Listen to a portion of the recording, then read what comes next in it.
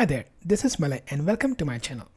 In today's video, let's take a look at the CMD session actions in Power Automate Desktop. Now, when we talk about the CMD session, it is more of the command prompt session.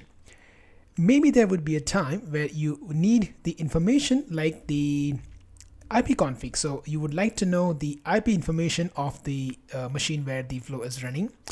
Maybe you also would like to know the host name of the machine where the Power Automate Desktop is running. So there are a bunch of commands that are available in the command prompt that you would like to use. You can also list down the directory, right? You might want to get all the directories of a specific path.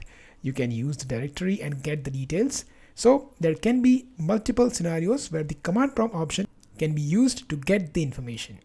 You can also use make directory command, let's say sample folder. When you execute this, the sample folder would be created under the specific folder. So if you would like to create the folders, you can also use the command prompt make directory and you can achieve that. So let us see that in action.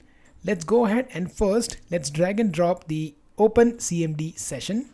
When you open the CMD session, you can specify the working folder that you would like to work with. So you can have a working folder defined. You can select it from the file explorer or you can also get it from the variable. I am simply going to go ahead and put it as C-AD, which is my working folder. So let's save this. So that will be my working folder of the command prompt. And let's write to the CMD session. And I would like to get the dir executed.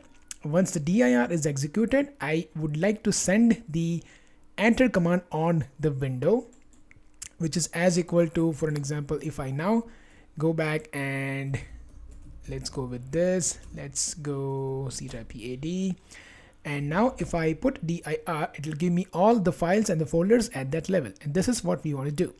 So now we already have executed that dir command. It's time to read from that command, and variable produces CMD output. Let me rename this to directories, click on save and click run.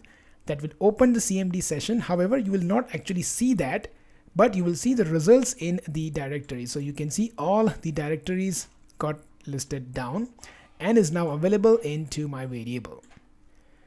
Now let's go ahead and make a change. Instead of a directory, I would like to go with the host name. Okay, and what you can also do is you can even ignore specifying the working folder.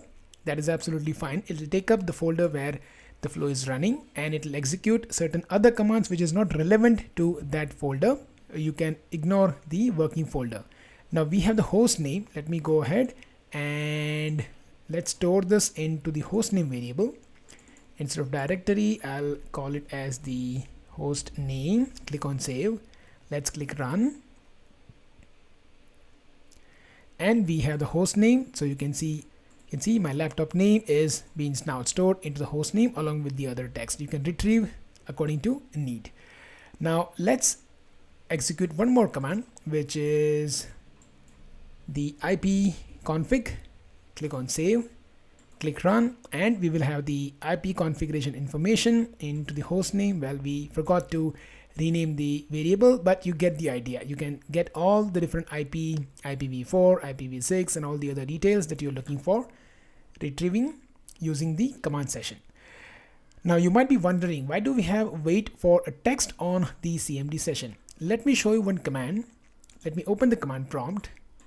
If I execute systeminfo.exe, it will take some time. You see it's loading different information.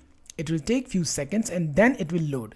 So now if I change this command from ipconfig to systeminfo.exe, and now let us rename this variable. Instead of host name, let's call it systeminfo.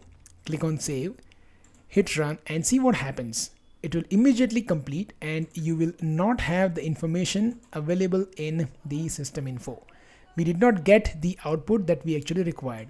Now the reason is we observed that systeminfo.exe needs a bit of a seconds to really complete the execution. This execution really went so fast that it did not even get a time for that output to read and store it into the system info. That is where this wait for a text on a CMD session comes into a picture. It really waits for certain specific text to appear in the output, then it will proceed and go ahead. So we should provide a data execution prevention available. When this becomes available in the output window of the previous action, we can proceed with the next actions. So data execution prevention available, text to wait, it should appear in the output. Now we should be good. And then we will have the info in the system info stored. Let's click on run. You will observe it will pause for a few seconds because it is executing behind the scene as we just saw. Once it is done, then it will proceed by executing the further actions. And now we have all the information that we required from the system info. Okay. Very important also, drag and drop closed CMD session. We should close it. That is the best practice. So when you execute, you open the command session and close the command session. Okay. So I hope this simple example helped you to understand different actions available to work with the command prompt. I thank you so much for watching the video.